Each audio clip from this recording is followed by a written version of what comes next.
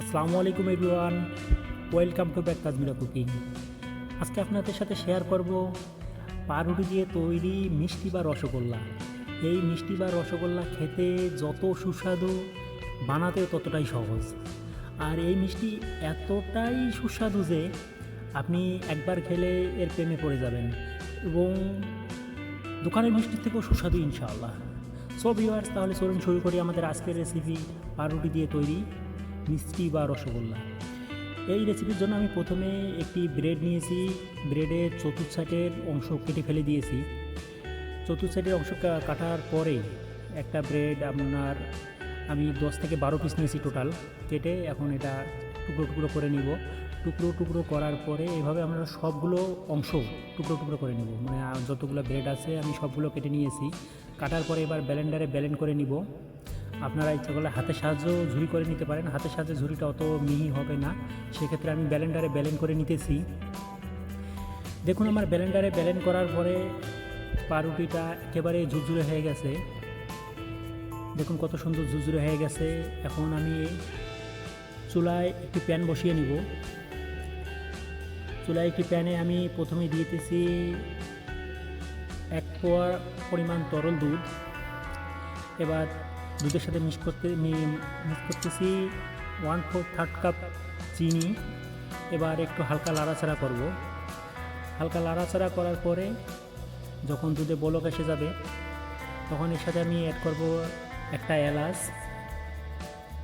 কারণ এলাচটা ফ্লেভারটা আরও সুন্দর করে তুলবে। তার সাথে আমি অ্যাড করলাম আমার পাউরুটির গুঁড়ো, এবং এর সাথে অ্যাড করেছি 50 গ্রাম পরিমাণ গুঁড়ো দুধ। এবার সবগুলো উপকরণ আমি ভালোভাবে মিক্স করে নিব এবং পানিটা শুকিয়ে ফেলবো। টোটালি কোনো ধরনের লেট থাকবে না, পানিটা শুকিয়ে ফেলবো। এর সাথে আমি অ্যাড করতেছি 1 চা চামচ ঘি। আপনারা ঘিটা আগেও দিতে পারেন ইচ্ছা করলে। ঘিটা আপনারা যখন খুশি তখনই দিতে পারেন, কোনো সমস্যা নাই। কিন্তু অবশ্যই কোনো ধরনের যাতে তেল জাতীয় বা পানি পানি না থাকে, সম্পূর্ণটা শুকিয়ে নেবেন। আমার মোটামুটি দেখুন, এভাবে আপনারা হালকা হিটে, অবশ্যই চুলার হিট হালকা রাখবেন, চুলায় জোরে হিটে দিবেন না, তাহলে নিচে লেগে যাওয়ার ভয় থাকবে। আর চুলা হালকা হিটে নেড়ে চেড়ে আপনারা পানিটা শুকিয়ে ফেলুন। আমার মোটামুটি পানি শুকানো হয়ে গেছে। দেখুন কত সুন্দর একটা আটালো আটালো ভাব হয়ে গেছে। এবার আমি এটা চুলা থেকে নামিয়ে ফেলবো। আমার ডো কমপ্লিট। এবার চুলা থেকে নামিয়ে ফেলবো। নামিয়ে একটা প্লেটে ঢেলে নিব। ঢেলে নিয়ে আমি চামচ দিয়ে একটু চতুর্থ সাইডে একটু ফাঁক ফাঁক করে দিব, যাতে মানে খুব তাড়াতাড়ি একটু মোটামুটি ঠান্ডা হয়ে যায়। এবং মোটামুটি আমার যখন ঠান্ডা হয়ে গেছে, মানে হাতে গরম সহ্য হবে সেই ধরনের যখন ঠান্ডা হয়ে গেছে, তখন আমি একটি কাপে একটু তেল নিয়ে হাতে মেখে নিতেছি। তাহলে আপনারা তেল অথবা ঘি অবশ্যই হাতে মেখে নেবেন, তাহলে হাতে ডোটা লেগে যাবে না। এবার হাতের সাহায্যে আপনারা গোল করে নিন। দেখুন হালকা মানে হাতে চাপ দেওয়ার সাথে সাথেই গোল হয়ে যাবে, মিষ্টির আকার ধারণ করবে। এবং মিষ্টির আকারটা শেপটা এত সুন্দর একটাভাবে তৈরি হবে যে আপনি অরিজিনাল যে ছানার মিষ্টি, সেই ছানার মিষ্টি তো এই ধরনের শেপ তৈরি করতে আপনার হয়তো বা সময় লেগে যেতে পারে বেশি, কিন্তু এই শেপ তৈরি করতে আপনার এত সময় লাগবে না ইনশাল্লাহ। মোটামুটি দেখুন আমার কয়েক সেকেন্ডের ভিতরেই একটা গোল্লা রেডি হয়ে গেছে। এভাবে আপনারা সবগুলো গোল্লা রেডি করে নিন। আপনাদের সুবিধার্থে আমি আবার আরেকটি গোল্লা তৈরি করে আপনাদের দেখানোর চেষ্টা করতেছি। দেখুন, হাতে কয়েকটা চাপ দিলেই গোল্লাটা তৈরি হয়ে যায়। অন্য কোনো পদ্ধতি এখানে ব্যবহার করার দরকার নাই। সো এভাবে আপনারা সবগুলো গোল্লা তৈরি করে নেবেন। এবার সবগুলো গোল্লা তৈরি হয়ে গেলে দেখুন আমার সবগুলো গোল্লা মোটামুটি তৈরি হয়ে গেছে। মোটামুটি আনুমানিক 30 থেকে 35টার মতন গোল্লা হয়েছে এখানে। এখন আমি চুলায় একটি প্যান বসিয়ে নিয়েছি। এই প্যানে মোটামুটি 1/2 লিটারের মতন পানি দিয়েছি। এর সাথে অ্যাড করেছি একটা এলাচ, 2টো তেজপাতা এবং 1.5 কাপ পরিমাণ চিনি। 1.5 কাপ পরিমাণ চিনি অ্যাড করেছি। চিনি অ্যাড করার পরে এটা আমি অনবরত লাড়াচাড়া শুরু করব। যতক্ষণ মানে বলক না উঠে, চিনি না গলবে, ততক্ষণ পর্যন্ত লাড়াচাড়া করব। সর্বোচ্চ 3 থেকে 4 মিনিটের মধ্যে আপনার চিনি গলে যাবে, বলক উঠবে। আপনারা থেকে 4 মিনিট পর দেখুন আমার বলক উঠেছে, চিনি গলে গেছে। এখন আমি এর সাথে অ্যাড করব আমার ডো যেগুলো আমি মিষ্টির জন্য তৈরি করেছি সেগুলো অ্যাড করব। এগুলো অ্যাড করার পরে এরপরে আমি হালকা মোটামুটি চুলার আঁচটা প্রথমে একটু কমিয়ে নেবেন, কমিয়ে নিয়ে হালকা একটু নাড়াচাড়া করে দিয়ে তারপরে চুলার হিট মোটামুটি মিডিয়াম করে দিবেন। মিডিয়াম করে দিয়ে এবার চুলায় বলক না ওঠা পর্যন্ত অপেক্ষা করুন।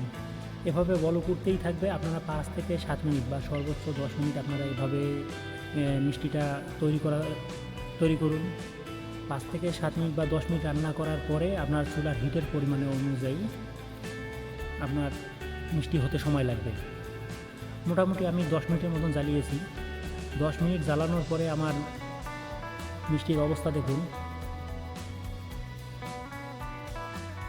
10 মিনিট জ্বালানোর পরে আমার মিষ্টি দেখুন একেবারে পঞ্চ মিষ্টি, যেরকম একেবারে মানে চাপ দিলে একেবারে গলে যাওয়ার মতন ভাব, আবার ছেড়ে দিলে আবার ফুলে ওঠে, সেরকম একটা শেপ মানে আকার ধারণ করেছে। এখন আমি এটাকে চুলা বন্ধ করে দিয়েছি। এবার চুলা নিভিয়ে গেলে এটা আমি নামিয়ে ফেলবো। মোটামুটি দেখুন আমার মিষ্টির আকার মানে কালার কত সুন্দর একটা শেপ এসেছে। এবার আমি চুলা বন্ধ করে দিয়েছি। এবার আমি চুলা থেকে নামিয়ে ফেলবো। নামিয়ে ফেলে এটা ঠান্ডা হওয়ার জন্য রেখে দিব। ঠান্ডা হলে তারপর পরিবেশন করব। আপনারা জানেন গরম গরম মিষ্টি খাওয়াটা আসলেই খুব ডিফিকাল্ট, অনেক সময় গলায় আটক হয়ে যায় বা জিভা পুড়ে যায়, সেজন্য গরম গরম মিষ্টি পরিবেশন করবেন না কখনো। দেখুন আমার মিষ্টির অবস্থা, এত সুন্দর পারফেক্ট মিষ্টি তৈরি হয়েছে। আপনারা দোকান থেকে যে মিষ্টি কিনে তার থেকেও হয়তো বা ভালো মিষ্টি তৈরি হবে। আপনারা বাসায় সেম নিয়মে চেষ্টা করুন, এর থেকেও ভালো তৈরি হবে ইনশাআল্লাহ।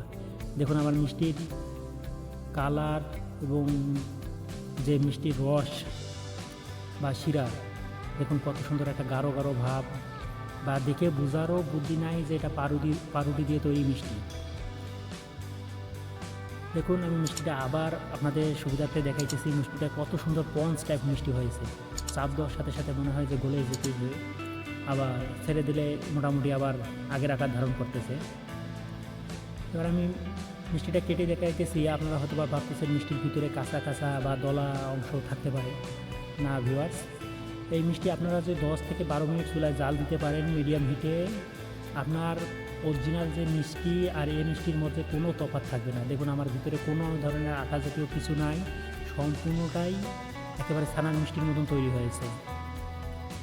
সো ভিউয়ার্স, আপনাদের উদ্দেশ্যে একটি কথা, যদি আমার ভিডিও ভালো লেগে থাকে বা আপনাদের মনে লেগে থাকে তাহলে আমার চ্যানেলটি অবশ্যই লাইক কমেন্ট সাবস্ক্রাইব করবেন, আর পাশে থাকা বেল আইকনটি প্রেস করবেন। আর যদি ফেসবুক থেকে দেখে থাকেন অবশ্যই লাইক কমেন্ট ফলো করার জন্য বিশেষভাবে অনুরোধ রইল। দেখা হবে নেক্সট কোনো আরও সুন্দর কোনো রেসিপি নিয়ে। আল্লাহ হাফেজ, আসসালামু আলাইকুম।